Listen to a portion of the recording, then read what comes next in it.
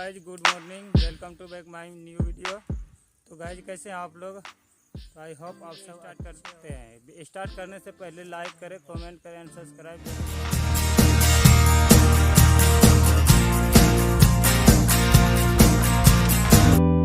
दोस्तों, आज का वीडियो स्टार्ट करते हैं। वीडियो स्टार्ट करने से पहले लाइक करें, कमेंट करें एंड सब्सक्राइब जरूर आए।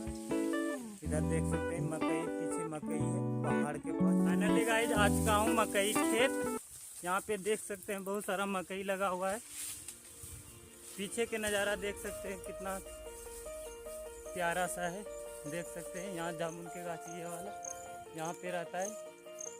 मकई खेतमन है।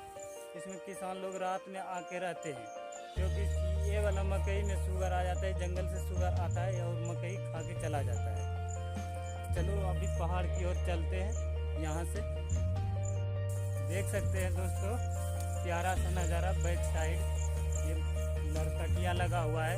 आ चुके हैं फाइनली गाइस पहाड़ के पास।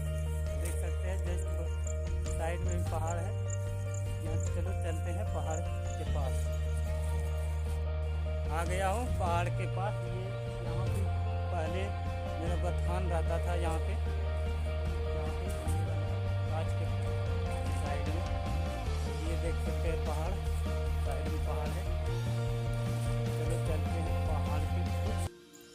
आ गया हूँ दोस्तों पहाड़ के बस नीचे हूँ। ये वाला पहाड़ है।